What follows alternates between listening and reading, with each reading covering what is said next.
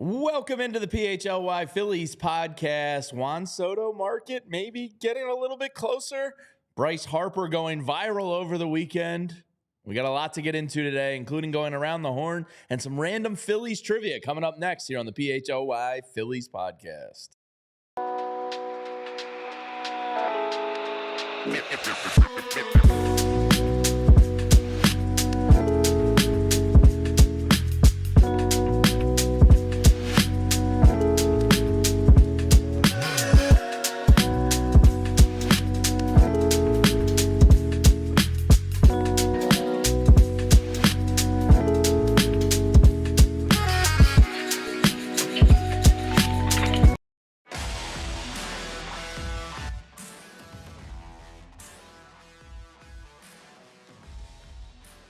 Hello and happy Cyber Monday to all out there. Welcome into the PHLY Phillies podcast. I am Jamie Lynch, joined by Renee Washington and Tyler Zulli. Before we talk about anything else, we have some very important business to handle because from the bottom of my heart, there is a great deal going on right now here at PHLY. And if you've ever considered joining us and this amazing community that we're growing from the ground floor up, you can get a great Cyber Monday deal right now for 36 hours. It started at 11 a.m., so that means we're down to 33 hours remaining, and you can get a diehard membership for just $36. There it is. And if you're looking for, a stocking stuffer or a great little gift for that sports sicko in your life, now is a great time to get it. Not only do you get the piece of merch, you get access to the best writers in this city. You get access to our Discord channel where Vince, our GM, is a madman just giving out tickets.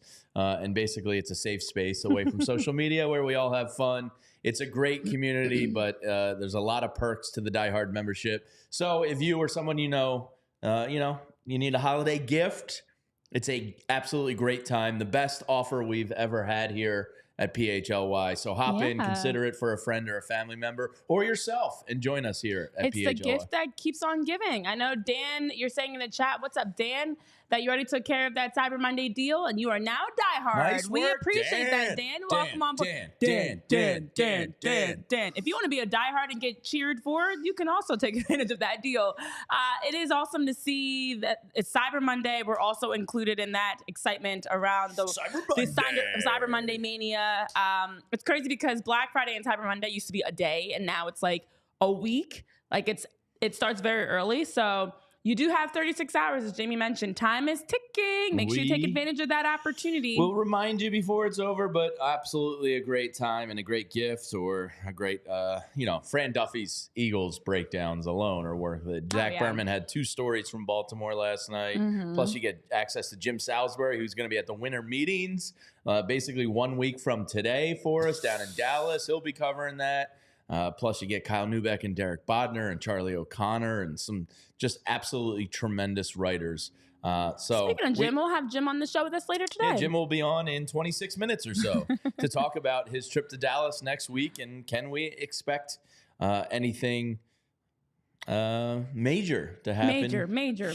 I know you are probably getting a little itchy for some action here in the offseason. So what has absolutely helped me is the holiday festivities have distracted me. Okay, good. And the Eagles, thank goodness. So there's a lot of positive going on. I feel like the Eagles are making us a lot. Yeah, it's really good for us Philly sports fans right now because it gives us someone to look forward to. They've been playing consistent 8 in a row. And then on top of that, I was so distracted by all the things. This holiday was Thanksgiving. It was my nephew's 7th birthday. It was Moana 2 and his birthday college party. Football rivalry weekend. It was rivalry weekend. And then it was like putting the tree up and all the decorations. Yeah. I did some shopping. I've already started my holiday shopping for myself and other people. We knocked a lot out on Sunday. It was a busy stretch. So I didn't even have time to even think about what the Phillies are not doing or what they are doing or what they're going to do. So this week, as you get ready for the winter meetings that start on the 9th, you're probably going to start to get that itchy.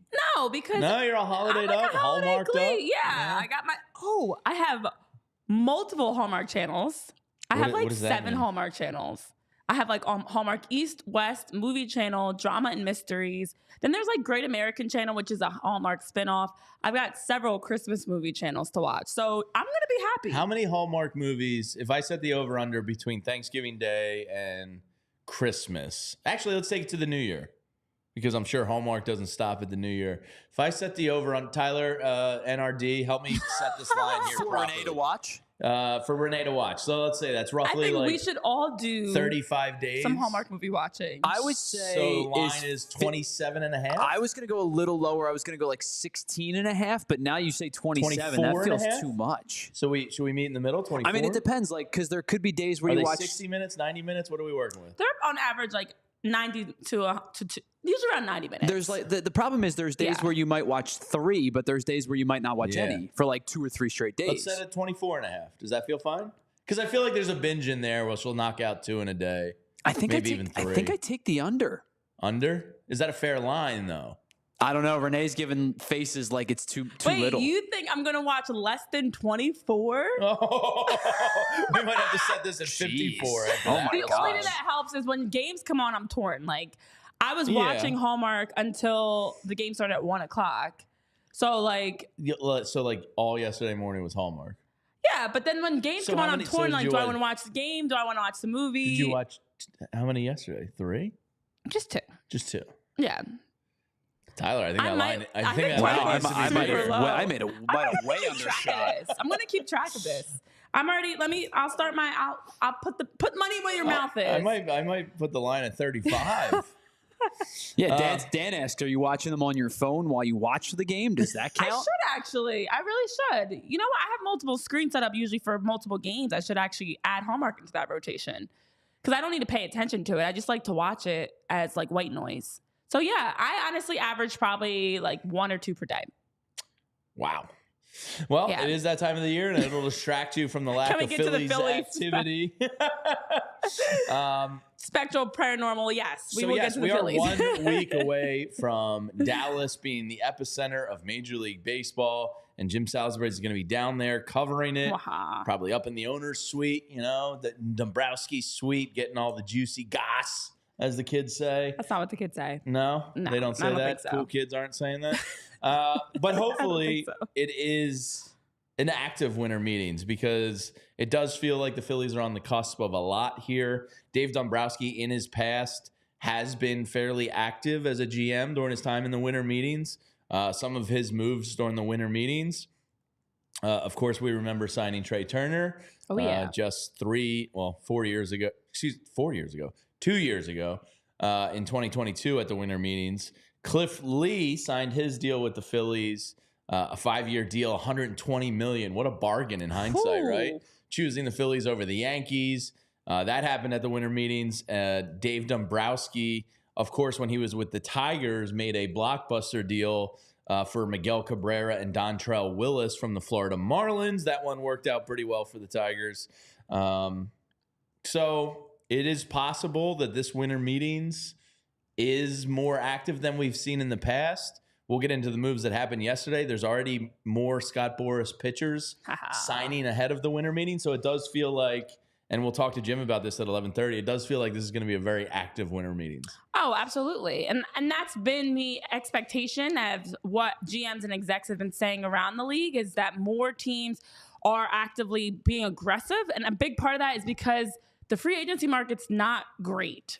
In reality, like outside of Juan Soto, and there's some names, there are names, and obviously from Blake Snell to Corbin Burnes, there's some big names out there, but there's also a lot of trade talk that's going on. And so it does feel like teams are going after it. Not to mention, the reality is when you look at what a team like the Dodgers, the Yankees, even we can add the Mets in there, what they're projected to spend this offseason, what they've already spent, Dodgers, Yankees, teams are catching on. You have to be more aggressive and you have to be more willing to spend to keep up with the rest of the league. I think it's a major shift across baseball right now that you can't just focus on prospects and developing players. You have to also go out and spend.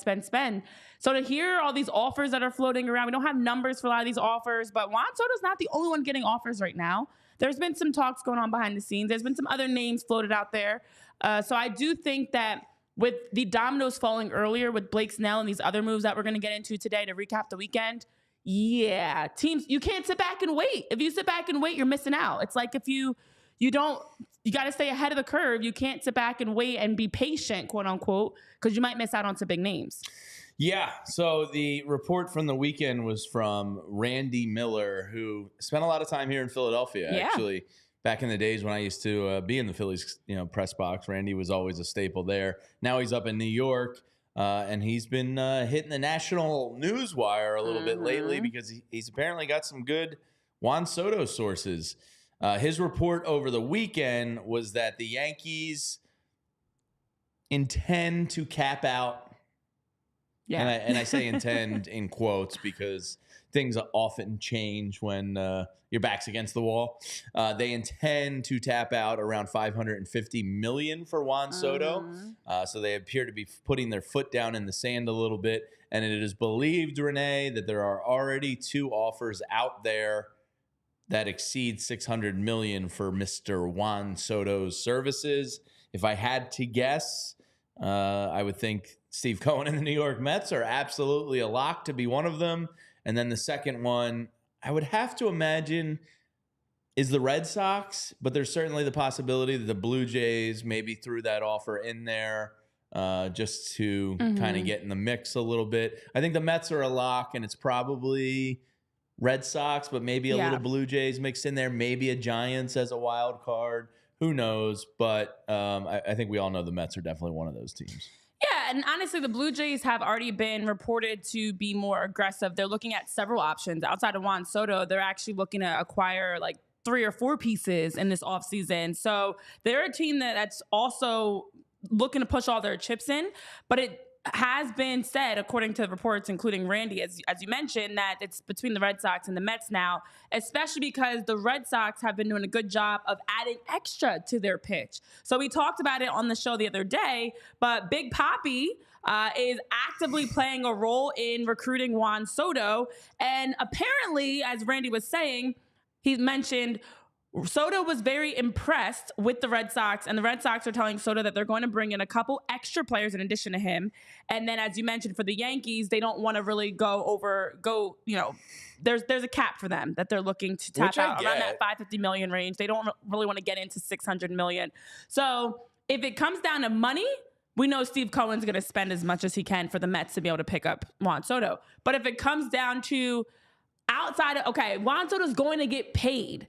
I think if I'm Juan Soto and I'm put on my Juan Soto hat, face, talent, whatever, you're going to get paid regardless. So now if it's a difference between like $600 million and maybe like $625 million, okay, I get it. Money's money. Any money's a big difference. But now you're also getting spun this tale of like, Big Pop, you've got David Ortiz mentioning, this is why it's great to be here and you can win here. This is what it feels like to play here in Boston. And here's some other players are going to bring you. Like, you need to add more to just the money. It's like it's a shallow dating situation of you're only going after someone for their money. And then what? You're not going to be happy there if they don't have the team, if they're not building, if they're not planning for the future, not just right now. He is still very young, obviously. So you want to plan for the future. So I actually think the Red Sox are really doing a good job of at least putting the pressure on the Mets because nobody else financially can keep up with the Mets. That's great. Right if I'm Juan Soto, I go, hey, Big Papi, tell John Henry to cough up another 25 or 30 million and get the deal done. Like if you are spending all these things and you can say, okay, the money's really close. If you guys raise it by X amount, I'll That's take how the offer. open market works. Match it. And correct. Yeah, we'll see what happens. But let's take a moment and we'll resume this conversation on the other side to tell you about our friends here at PHLY. And that's our friends over at Miller Lite. I had a bunch of Miller Lights yesterday. Well, I was driving, so I didn't have a bunch, but I had 2 or 3 over the course of a long football day, and they just hit the spot. I had some delicious garage wings where we were yesterday with our friends at Miller Lite at Garage North up in Fishtown, and nothing hits the spot like a cold, delicious, less filling Miller Lite after throwing down some wings with your friends at a bar. Taking in the Birds, maybe the best team in football. I think the Detroit Lions are scared. We'll find out. But it was a great day with Miller Lite, and the holidays are there. And look, Christmas is coming up, and you eat a lot over the holidays with friends and family around. So it's nice to have that go-to reliable light beer in the fridge that has great taste and is less filling. It's the original light beer since 1975. And to this day, it's still the best one. Because Miller Lite didn't mess around with it. They didn't tinker. They nailed it, and they stuck with what worked. They held on to everything that mattered most and got rid of the rest. And then what you have is a light beer that tastes like beer should taste. Less filling and only 96 calories. The original light beer since 1975. And you don't have to choose what's best. Miller Lite has great taste and is less filling. Tastes like Miller time. To get Miller Lite delivered right to your door, visit MillerLite.com/PHLY Phillies, or you can find it pretty much anywhere that sells beer. Celebrate responsibly. Miller Brewing Company, Milwaukee, Wisconsin. 96 calories per 12 ounces. Fewer calories and carbs than premium regular beer. And 'tis the season to also, I don't know, maybe pop the question, tell someone how much you care about them and love them, and just tell them that that special person in your life that you really do care. And you can do that with our friends over at Golden Nugget Jewelers because it is ring season too. This is a big time for engagements and weddings and just getting even some great jewelry as Christmas or holiday presents. So down on Chestnut and 8th, which is in downtown Philly, you can check out the family-owned business that's been around since 1987, providing people with the great opportunity to buy gifts, buy presents, buy rings, buy jewelry for the special people in their lives. If you are getting engaged, they have a wide assortment of rings and wedding bands to fit anyone's style. Plus, you receive a final cleaning and a written appraisal with every engagement ring.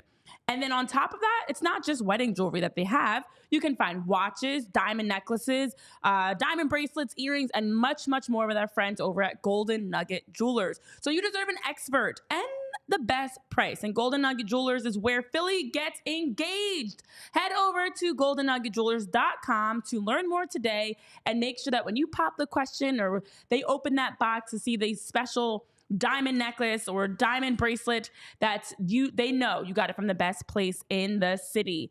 goldennuggetjewelers.com for more information. Yeah, so we'll see what happens with Juan Soto, but there's a possibility if I set the over-under, the winter meetings are what, the December 9th through the 11th, and I think the 12th is the Rule 5 draft and like all the extracurricular. If I set the date by the 12th, do you believe Juan Soto was signed by December 12th? Oh, absolutely. Absolutely. Yeah? I think now is also a time, and I know we mentioned this before, where teams are getting a better idea. She hit us with an absolutely, no doubt about it. It's happening. It's kind of like you come into the offseason with just this wide cast net, and then I think now teams are starting to narrow down a little bit in terms of their options. So I feel like they have a better understanding of what they're willing to spend. And I know Pat Ryan was mentioned in the chat, you don't believe the Yankees would give up so easily. Well, the Yankees have been linked to a number of guys themselves, So in reality, everyone from a Nolan Arenado to a Corbin Burnes, there's other names, even a Pete Alonso that they have been connected to wanting to sign. I mentioned the Blue Jays activity. It's Anthony Santander, Max Fried, Luis Severino, Alex Bregman. If Soto signs with like the Mets or elsewhere, the Yankees are just going to be like, here, somebody take $200 million. Exactly. We need an so emergency I think that plan. they're starting to kind of plan for, if I don't realistically get Juan Soto, who else am I going to get? And now maybe even thinking, like we talked about before, you could get 3 or 4 guys for that same price point versus one Juan Soto. So I think it's going to happen. Plus, with the offers already being out there and second offers, we know the Yankees increased their initial offer. Teams have already put money out there. Why would he wait? Go ahead and make the deal, lock in. You're going back and forth doing your negotiations, but Juan Soto will be signed by the end. I mean, again, today is December 2nd. In 10 days at the latest, we're getting some breaking Juan Soto news. Tyler, December 12th is Juan Soto signed. I don't know about the proclamation, absolutely, but I think it has merit for sure. And we talked about it like everything's waiting on it. 3 or 4 weeks ago. We're like, nah, it'll wait, wait till Christmas, wait till the new year, wait till this or that. I think every indication says this is going to happen sooner rather than later. I don't know if it's, definitively by that specific date, but I think you're going to get one. I was like 90% certain it would be back end of December, early January. Now I'm like 90% certain it's going to be prior to like the holiday season. Well, also there are so many things contingent on where Juan Soto goes. So for a team, even the teams obviously going after him, but honestly for the rest of the market, I know we've talked so much about the Yankees, Mets, Red Sox, Dodgers, even the Blue Jays, but the rest of the market is very heavily dependent on what happens with Juan Soto too. And for the Phillies, they had a conversation with Scott Boras about Juan Soto, but they're not in the mix. You know, teams that aren't really involved, they're still kind of waiting that once the big chip is moved, then you're going to get some other things, because names like Garrett Crochet, Corbin Burnes, they've been bouncing around. And I feel like every day I hear a different team that's the quote unquote favorite for some of these guys. Anthony Santander, the guys that the Phillies should be looking after, they're also kind of waiting in the wings. So I think the next big piece has to be moved in Juan Soto. And there was some movement in Major League Baseball last night, and it has to do with the New York Mets. Of course. And they already started spending. Jeff Passan, I was doing some prep work after getting home after the Birds' victory last night. And, you know, one nice thing about the holidays is there's usually an open bottle of wine or two around, because – you know, we had people over Saturday night, and some were opening wine. So I poured myself, 2 nice glasses of red, and I sat down doing some prep, watching the 49ers Bills. And I see Jeff Passan tweet that Frankie Montas, the very average pitcher, very average, occasionally can give you some great games. Doesn't really go too deep into games. I feel like he's at max a 6-inning guy. Probably more of like a 5-inning guy. He signs with the New York Mets, 2-year, $34 million deal. Frankie is 31 years old, threw 150 innings last year with a 4.84 ERA with Cincinnati and Milwaukee. He is the first piece of the Mets' new rotation that they are forming. He basically got Taijuan Walker money. Good for him. Yeah. If that's the going rate for pitchers, Christopher Sanchez, you are an angel and a sweetheart and a darling, because you are the best deal in baseball. If Frankie Montas can go get $17 million a year. Yeah. Yikes. I know. WMP is saying, like, who cares? These guys are overpriced. And I mean, especially a team like the Mets, you have to keep an eye on what other teams around the league are doing. The most active team in baseball is going to be in the NL East. Correct. So it's very important. Although the Phillies are out of it for a guy like Juan Soto, it doesn't matter, because the Mets are they already have been linked to Roki Sasaki, Garrett Crochet, and now they bring in with that deal a steal for Frankie Montas. And as they sign the right-hander, there's some other things to keep an eye on. The fact that this doesn't impact them to still go after someone like Juan Soto. So with the 2-year, $28 million deal, it's similar to what they signed Sean Manaea to last winter. And so for the Mets, it does give them a $17 million AAV of his contract that leaves them plenty of space before they have any issues around the luxury tax threshold. So he was projected, I know on some outlets, they had him projected around $22 million that he was projected around. So the numbers are a little bit higher in what he actually got compared to what people thought he was going to get. Big surprise there, because with every year the market increases. So the deals guys are getting only gets higher. So the point is, you bring in a Frankie Montas who has a 14.8% home run rate, which was the highest of his career this past season, a 4.84 ERA, a 22.6% strikeout rate, and he gets a deal, as you mentioned, for $17 million in 25 and 2026, and they still don't have to worry about the luxury tax threshold, so they still can aggressively go after not only Juan Soto, but some other names as well. You have to keep an eye on what's going on with especially the Mets, because they are finessing, they are spending. And ironically, as we're talking about the Mets, here comes Jonathan, I think it's Shancup, is how you say his name. Hello from Rat City. Saying hello from Rat City. Listen, the Mets are absolutely a team you have to keep an eye on. They are lurking, going after everybody they can. Tyler, your thoughts on Frankie Montas, 2 years, $34 million. Yes, an interesting signing. I think this is kind of a Mets. Renee, ideally, he's like a 4, right? Well, Renee, you brought up the Sean Manaea signing and how it worked out for them. Same thing with Luis Severino bringing him in. It's worked out for him. Both of those guys are going to get paid this offseason. But $17 million for a guy who he's thrown about 260 some odd innings over the last 3 seasons, 290 some odd innings over the last 3 seasons, 144 and 22, 150 last year. He was much better in Milwaukee than he was in Cincinnati. He's about a strikeout per inning pitcher. But the whip was high each of the last 2 years, near 1.4 last year, a 1.25 in 2022. 2023, he only made 1 start, didn't get out of the second inning. or one appearance, I should say, only pitched an inning and a third. But the percentile numbers are not particularly good. Like the walk rate is in the 20th percentile. The hard hit rate is in the 13th percentile.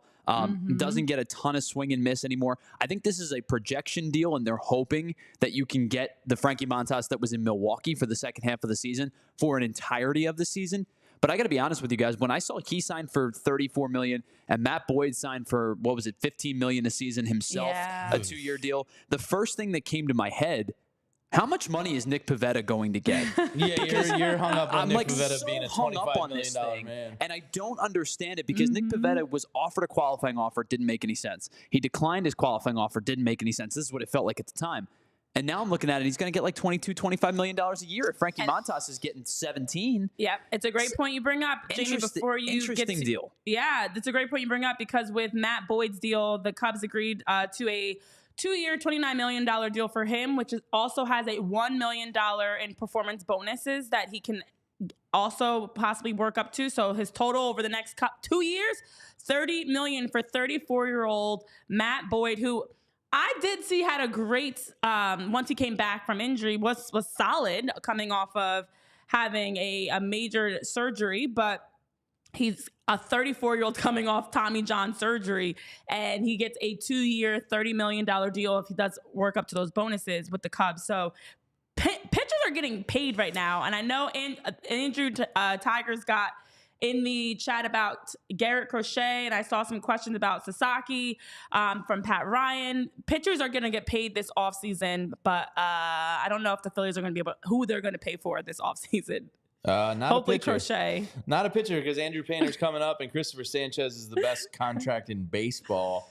I mean, the fact that he's only getting $2 million next year, $3.5 million in 2026, $6.5 million in 2027, and $9.5 million in 2028. That's not hyperbole. It legit might be the best contract in baseball if he stays on this course. All right, let's take a moment and tell you about some more of our friends here at PHLY. And it's freezing outside. I woke up this morning and the grass was frozen over. It's cold. Not only do you have to bring your hoses in and winterize your house, you got to winterize your body. And that's why you got to get over to your neighborhood Rite Aid because it's pneumonia season and you can help protect yourself from pneumonia. Adults age 50 and older are now eligible for the vaccine. It was previously 65 plus, but the CDC has lowered the age recommendation to 50 plus. So whether you are over 50 or somebody you know and love is over 50, get them out there to their neighborhood Rite Aid so they can talk to the pharmacist because millions of people get pneumonia every year. It's a respiratory illness, and fall and winter are the times when germs that cause respiratory disease are typically spread more in the community. So now is the time to get vaccinated. I got to stop over and get my flu vaccine. My mom is on my case about it, and help yourself stay healthy. Some people who get pneumonia have mild symptoms, but others experience serious complications. The vaccine is one of the best ways to keep yourself healthy, and it's usually no cost with insurance. Getting vaccinated is easy. Just walk into your local Rite Aid or schedule online at riteaid.com. And if you're unsure of what vaccines you may need, just ask your pharmacist for a personal recommendation. Stop by your local Rite Aid today. Yeah, I had to winterize my house. Actually, yesterday I was getting all the hoses and all the outdoor things prepared because things are freezing, things are getting cold, and sometimes things freeze so much that maybe a pipe bursts or you get some leaks or you get some other issues in your house. And with our friends over at Ace Hardware Home Services, they are the place with the helpful hardware folks. Whether you've got a leaky pipe, maybe your heat's not working right, this would be a terrible time to find out that your there's something wrong with your heat, your HVAC unit, whatever is going on in your house. At Ace Hardware Home Services, they have plenty of trained professionals from plumbing to heating and cooling, the trusted pros to keep your house humming all year long. And this holiday season, for you and for your neighbors, you don't want to have to deal with any sort of maintenance issues. You want to make sure that you have all that you need so that when you're hosting, your oven's working. So that when you're going to flush the toilet, it's flushing correctly. So that when it's snowing outside, because it feels like it's going to snow soon, you can cozy up by the fireplace in your nice warm house. And over at Ace Hardware Home Services, they have have trusted professionals that provide you with a wide range of residential maintenance, installation, home repair services, and as I mentioned, plumbing, heating, cooling, electrical. They also give you free estimates on equipment installation and replacement, so you now can get an idea of a price point for it. And they have options that are just best suited for your home as well as for your budget. In addition to having some emergency services available. For whatever reason, when you're about to host that holiday get-together, something goes wrong in the house. Well, if you need them, they've got emergency services available as well. So it's service you can trust, satisfaction guaranteed, and with Ace Hardware Home Services, they make it right no matter what. With their local team serving our communities to make sure everyone in your neighborhood is comfortable in their home. So visit Ace Hardware Home Services online at acehardwarehomeservices.com to get started on your next project.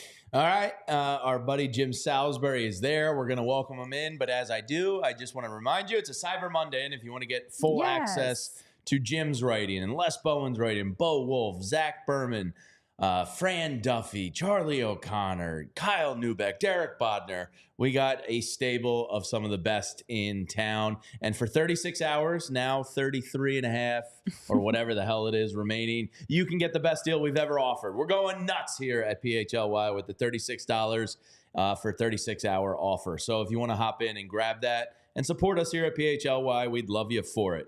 All right, let's bring him in, Tyler. He is Jim Salisbury. Jim, how was Thanksgiving, man? Oh, very nice. Very nice day. How about you guys? It was great. It was great. What's Jim Salisbury's favorite thing on the table? Everything. Everything. I just kind of crush it. You seem like a pie guy. You a big pie guy? Oh yeah. Who isn't? Show me somebody who doesn't like pie, and I'll show you a boring person. Yeah. Correct. And turkey and ham are also up there. We got into a debate about it. Yeah, you ever do anything outside of turkey on the table? Renee does ham. I want to get into a steak next year. Why not? We had ribs, sausage, turkey, ham. Wow. We always do turkey, but if my wife wanted to do lasagna, I wouldn't complain with that, or pizza. We had a little lasagna, yeah. Oh, okay. It's funny. I like the fresh turkey. I love a turkey hoagie, but when it comes to the regular Big Bird, I'm only so on it. I'm with you. I like a turkey lunch meat more than a turkey bird. I love a turkey with mashed potatoes and gravy and throw in some like greens and all the sides. Yeah. Slap it up. Yeah. So Jim, in 1 week's time, you're going to be down in Dallas, Texas at the MLB winter meetings. We went over it earlier this show. Dave Dombrowski has made some major moves. Not necessarily all with the Phillies during his time in Major League Baseball, but he has been active in the winter meetings. We're 1 week out. It seems like everything's kind of hanging on Juan Soto here, at least from the position players. Are you expecting a pretty active, at least more so than years past, winter meetings? Yeah, they're all a little different, but I think people like to get some business done there. And I think we're seeing some markers that maybe we're headed that way.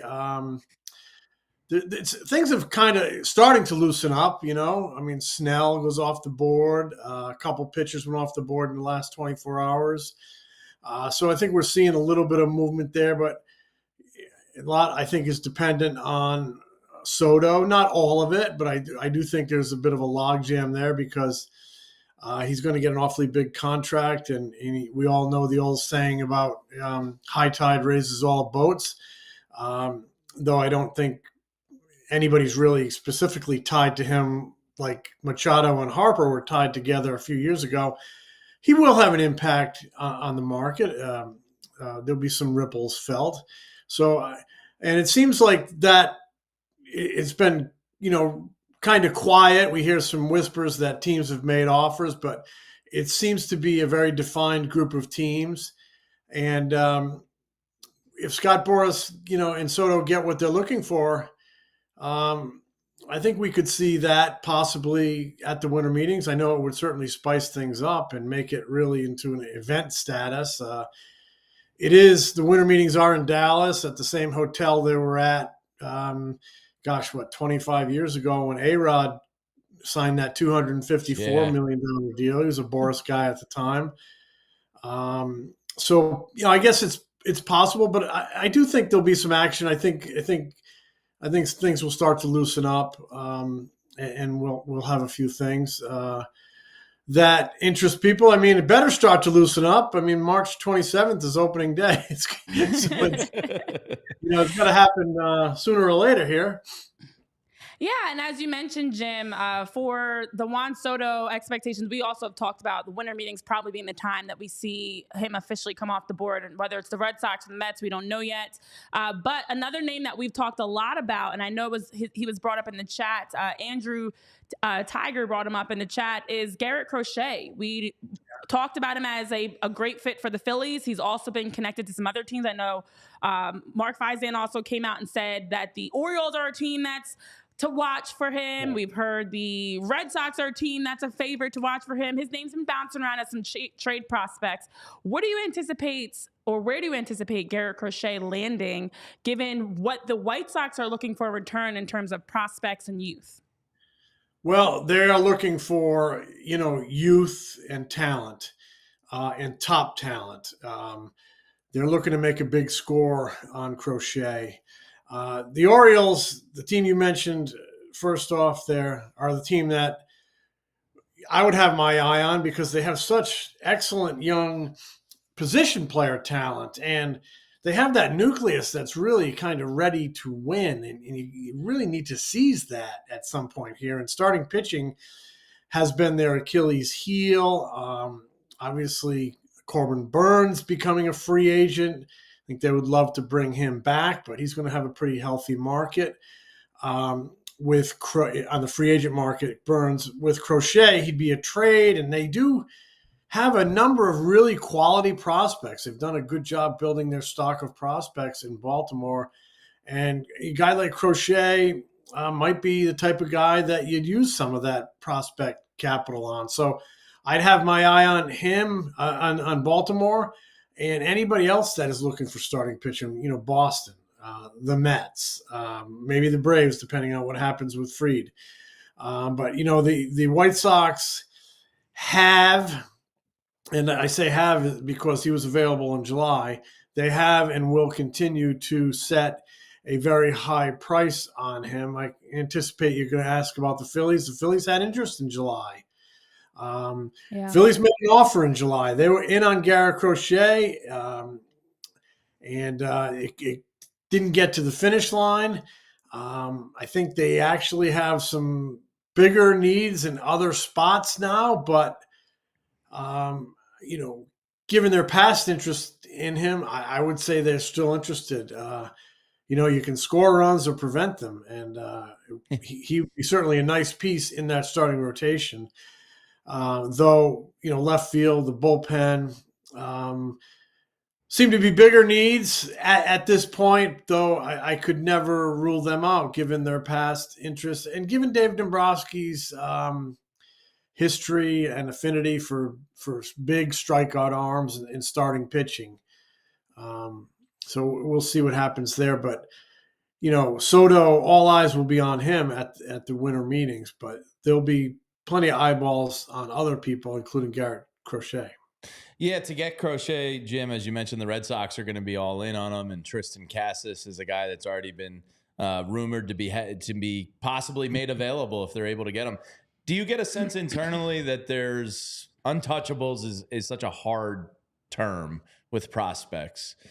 Do you get the sense that there's a breaking point? Do the Phillies just have 2 untouchables? Is it possibly 3? Like, do you get a sense that it's only 2? Like, what are your feelings on their true untouchables? I would say they have 1 untouchable, and that's Andrew Painter. That would be my guess. I but that doesn't mean you just kind of throwing other guys out there saying these guys can be had. I just think Painter's probably the one guy they would not listen on in terms of, young players about to get to the big leagues. I think they would listen on anybody else, and why not? If you can improve your team, you have to listen. That doesn't mean I'm in a hurry to trade Aiden Miller or Justin Crawford, but I certainly would listen on depending on the return. So I think they have 1 untouchable, and that's Andrew Painter. Okay. Yeah, and we have heard it seems as though the Phillies are being more aggressive and at least entertaining conversations, whether it's guys on the roster, 40-man roster currently, or their prospects. We heard the reports that came out mentioning that the White Sox were asking about Andrew Painter, and the Phillies did not, of course, want to move him. He is untouchable. But maybe a Justin Crawford, Alec Boehm trade could make more sense if that was a possibility. But it also leads to the question about a guy like Luis Robert Jr. and where he fits in all this, because I know we talked about including him in a Garrett Crochet trade, which would require more prospects being moved for the Phillies.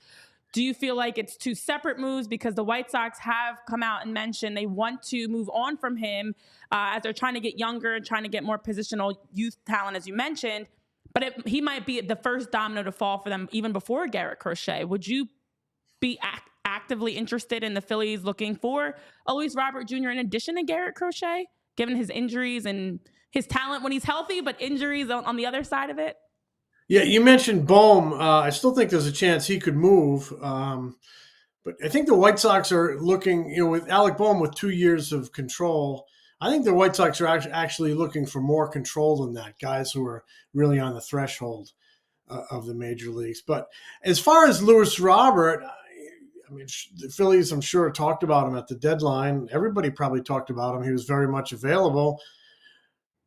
Really a great talent when he's on the field. But he's just had a litany of injuries the last handful of years and many trips to the IL.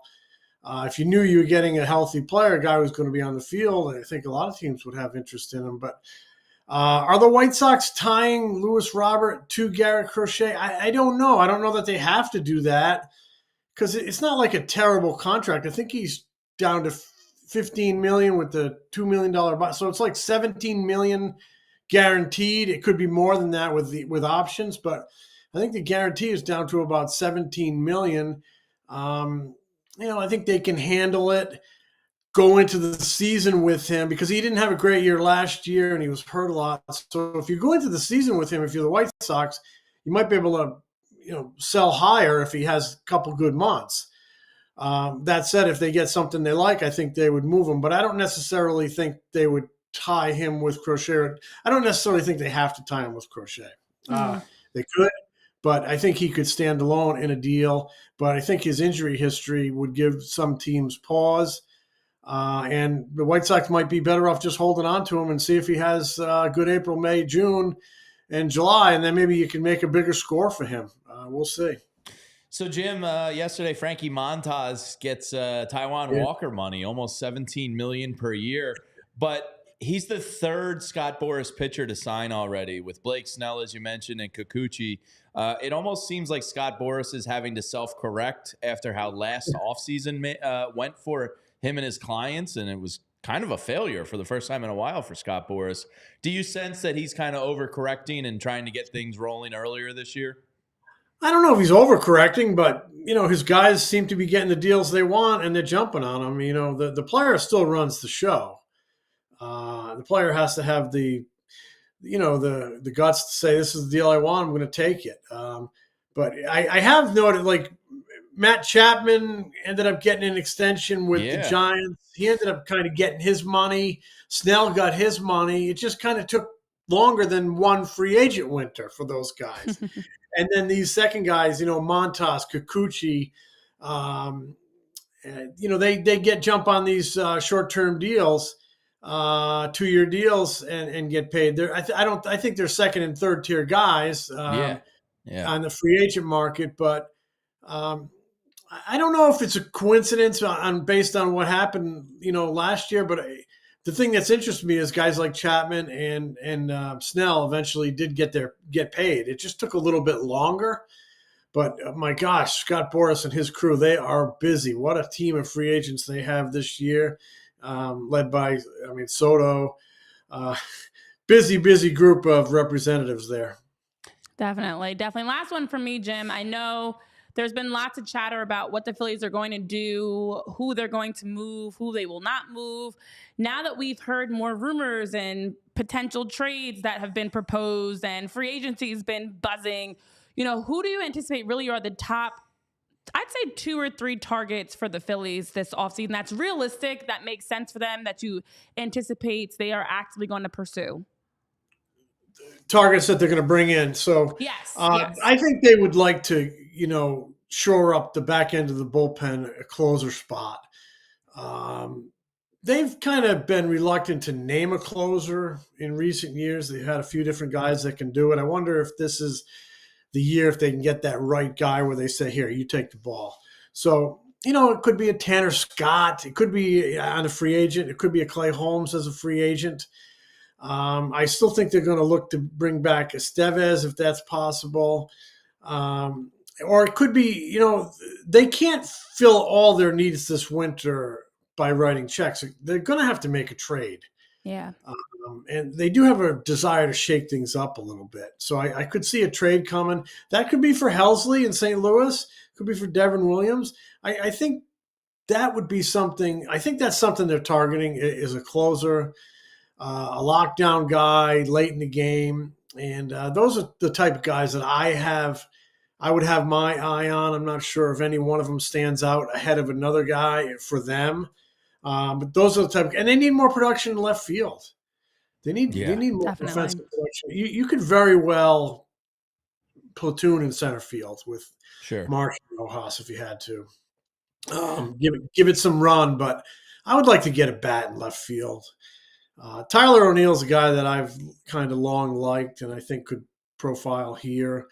But like a lot of guys, he too has had some injury history and not always stayed on the field. So it's certainly they have needs, and filling them is an inexact science. But I do think we're going to start seeing some movement here around the winter meetings. It's time to press the clutch and shift gears and get something going. Jim, on the heels of that closer discussion, do they internally view Orion as a guy that can eventually be that? What's their kind of? Do they think he can be that big time back end like closer? And I know that term is kind of a weird one anymore, but wouldn't you envision him as that someday? I would think so. Yeah, I mean that sweeper's nasty and he throws gas. I wonder, I guess more like what is the timeline if they struck out on say Scott, Helsley, Williams? Is it nowish, like a year from now? Like how do you think they view that?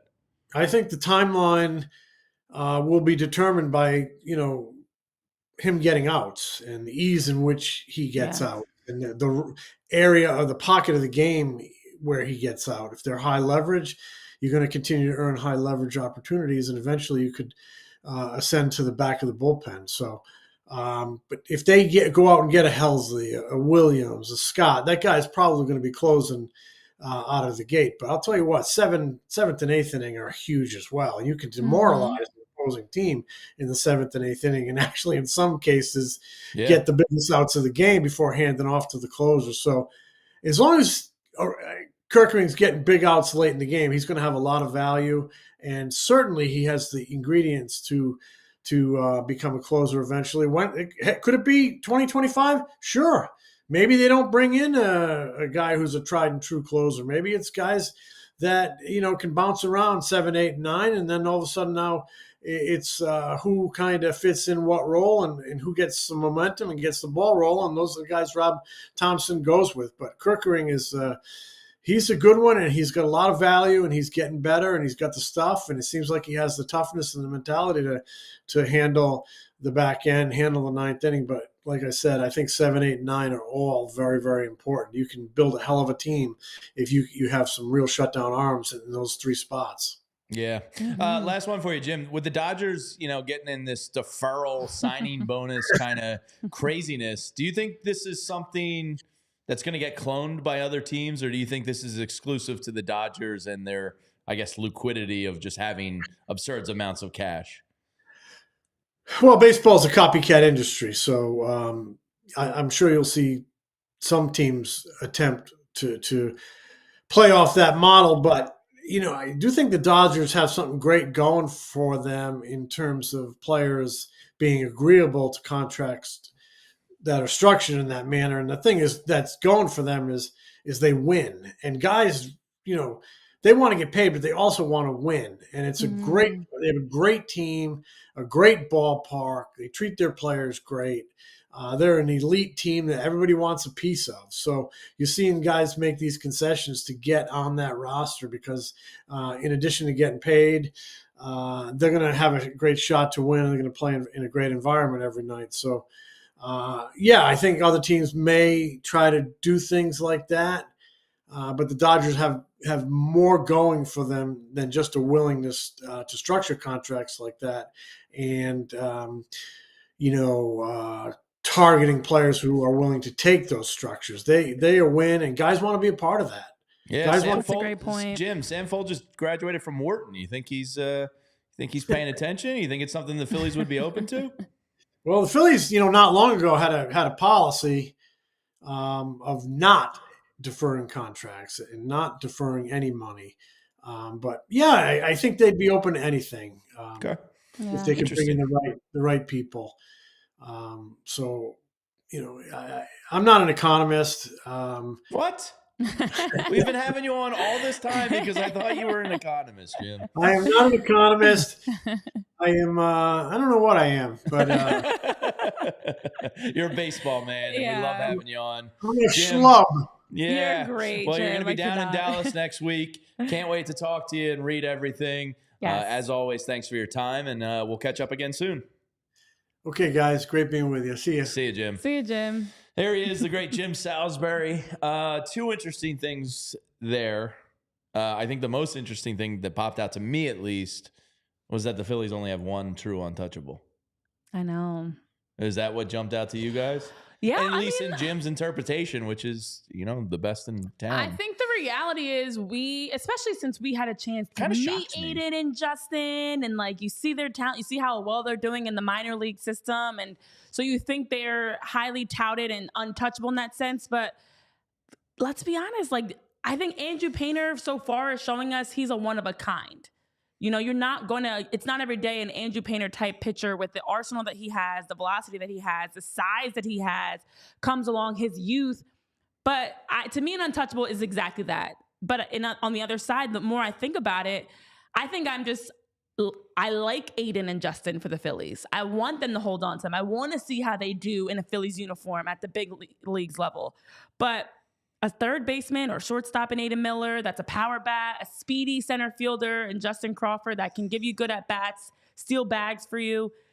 You can find that other places. So to me, that does make them, in a sense, untouchable, but they're just near and dear to our hearts in that sense. But it was interesting when he put it that way, because I was already kind of feeling like Justin Crawford is no longer on the untouchable list. But Aiden Miller, No, I don't think Justin Crawford was ever untouchable, but I thought Aiden Miller was. Yeah, I just think keep them in the back pocket, try not to move them guys, but they're that card you can play if you need to get that crochet deal done or whatever deal done. So Tyler, is that what jumped out to you as well there? Yeah, I think that the wording is important there, because I think that it is probably true that Andrew Painter, if you were to say to me, he's truly find a starter between salary, stuff, age, all of that kind of stuff, and you put it into a vacuum and you put it in or into a blender, how many, if you went 1-for-1 with Andrew Painter, how many starters would you take back? Yeah. Under the pretense that there is a higher value on MLB pitchers, right? It's not that many. And of course, it's not always going to be a 1-for-1 or a pitcher for a pitcher type of conversation. But I think that if you were to say to me, find a pitcher across Major League Baseball, or find how many pitchers across Major League Baseball, with everything included, would you move Andrew Painter for? I think the list is pretty small. If you said to me, find players that you would like to acquire that would require Justin Crawford, that would require Starlin Caba, that would require Eduardo Tait, the list is much bigger. Sure. I personally would like to do everything within the power to not move Aiden Miller. Sure. I think he's the other one that I would add to the list. But if you're talking about truly it's almost a non-starter, hang up the phone guys, I think it's probably just Painter. For me, to me, Miller makes that list, but for many, he may not. So there was some other nonsense that we'll get to out there, but there was a really interesting talk with Jim, and of course, he's going to be at the winter meetings. And if you got 34 hours left, if you want to become a diehard, you can read all of his stuff. But let's get to our random Philly trivia of the day. America's favorite game show. It's spreading far and wide. thanks to the sick, perverted brain of Tyler Zulli and his random Philly knowledge. Tyler, you didn't text your father because I asked you earlier. No, I did not. I forgot to send it. How to would you him. grade this on the difficulty scale? So I think nominally this is one that you guys should get. Oh. This is not like a, we're not Greg Dobbs. We're not talking about them bringing in Neftali Feliz for a couple of innings, right? Like this is a guy, there's a big name guy or was at some point. Is it still a big name clues may be a guy? little bit more difficult. I don't know, Renee. Played sometime in the last 25 years. She'll be Googling it in no time. All right. If you're unfamiliar with how the game works, Tyler gives us a silhouette and 4 levels of clue. You lose points every hint you don't know the answer. There's no penalty for guessing early. Tyler, lay it on us. Oh, boy. Chad Durbin. Wait. The first hint is wow, just right out of the chute. It's not right, but that was I respect incredible. That, it's an so incredible our first gusto. Clue is drafted 3 picks after Kyle Drabek. I know K-Red saying Randy Wolf. You guys are firing quickly with some answers. I just here. went with body type guess there, not the hint. Oh, okay. He looks like I see facial hair. as George Costanza was once described, a portly fellow. So Chad Durbin was drafted in 96. Yeah. Well, I didn't even see the hint. I was just going off a silhouette. Oh, okay. Yeah. I do see like a little facial hair. He does have some size to him. I think we're looking looks at like a he's picture. Screaming. It looks like he's like I think he's talking into the glove. I will tell you, there's no glove near his face. I did like a. Okay. I would say Renee is much more on the right trajectory. Yes, there's definitely facial hair. Goatee I got or that beard. correct. All right, I got nothing. Well, I already guessed. K-Red's guessed before the silhouette with Randy Wolf, so I think K-Red's guessed Randy Wolf every time. Like one of these days that's he's your gonna great get American ballpark version of your answer. Somebody commented on one of the videos was like, I guess Rico Bronya every time. And I commented back, I'm like, well, you're going to win one day. Correct. I don't know. All right, hint number 2. In deal. Oh, sorry. Two separate deals. Okay, so the first, in case the podcast listeners, drafted 3 picks after Kyle Drabek is 1. Number 2 is in deal with Curtis Granderson and Max Scherzer. So that was from the Tigers to the. He signed with the Mets, right? Was that to the Rangers? No. Or it could have been. And I apologize. This was actually one deal. It was a 3-team trade. That involved those two. That involved those 2 players. Correct. Huh.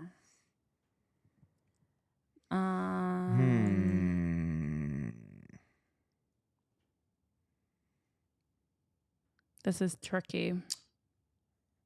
I got nothing, so I'm just going to guess. Let's go Kyle Drabek here. So Kyle Drabek was probably drafted. Let me try to get a timeline in my head here. That's why I don't have a timeline. So Kyle Drabek was probably drafted honest. in what, like So 2011? 2010, 2011? I Tyler, feel like is that kind of right, timeline-wise? 10-ish is what? Maybe. Oh my gosh, you're so annoying. Not that that's really going to help me much. I think you should be giving us years because that's not going to help us. There's so many, especially the draft Let's go Kyle for baseball. Drabek was 2010. I'm going to say yeah. So major league level probably would have been 2014 to 2015. I'm going to look up the year he was drafted, but not the draft picks, okay? So I'm just for clarification, I'm not cheating on who.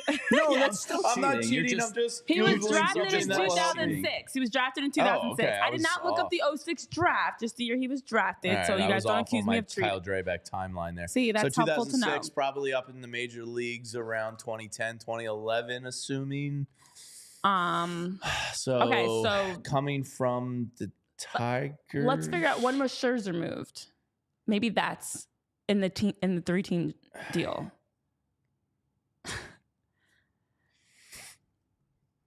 This is going to be a dark day, Philly, like 2013 to 2017 Philly. Looks like a pitcher to me. But it's not a pitcher. You also thought he had a glove near his mouth. Well, Yeah, I thought that glove. little the fan in the background there was. I'm gonna. All right, give me. I got nothing. Give me. Well, I guess I should guess somebody. Jeez. I'm gonna go with a random, like a. Just gonna. I don't know. You said Just it's give me hint nominally 3. someone we should know. So is it like a Ben Revere, John By the way, Brown? everybody watching on Roku and Samsung and Xfinity and Zomo and all of that, if you want to continue on getting tortured by Tyler, you can join us on allphly.com. To everybody on TV, thank you for hanging out with us. I'm ready for hint 3. I need some more. I need more. Renee, you good with that? Sure. All right. Torture. Led the NL in wins in 2011. Games started in 2012. Oh. So he is a pitcher. AJ Burnett. It is not A.J. Burnett. I thought that timeline was off. I think A.J. Burnett was drafted probably there's about no way he was drafted the same 10 years before, maybe even more. It is not A.J. Burnett. Burnett. Trying to think NL wins 2011. I do believe A.J. Burnett did once lead the league He in definitely wins. did. He definitely did. And he never missed a start, so there's a likelihood he made. Yeah, he actually led. You know what's funny? He led the National League in starts the year he pitched for the Phillies. A.J. Burnett did. He also Kyle led Kendrick. He also led the National League in losses. It is not Kyle Kendrick. Decent guess though. If Kyle Kendrick led the NL in wins, I would I don't know. I would have been shocked. All right, we both guessed. So Leia's acquired by the Phillies with Kyle Gibson. What? Oh man. Jeez. Kyle Gibson deal.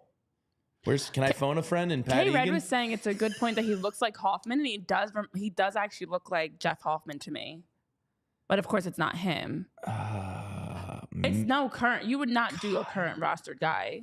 No, I would not have done the team last year's team. So it's really it's really 2000 to 2023. Okay, because he is kind of built and looking a little Jeff Hoffman-ish. Jeremy Hellickson.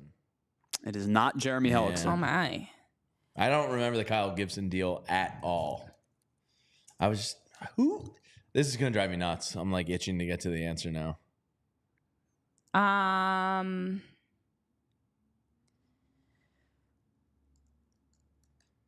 What are you typing over there?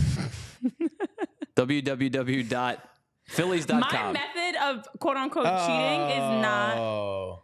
Did Dan P get it in the chat? No. Chris is saying Ian Kennedy. Dan P saying Arrieta. What about? I strictly look for names. I don't go for stats. I don't go for specifics because I could cheat if I wanted to, but I'm not. You're still cheating.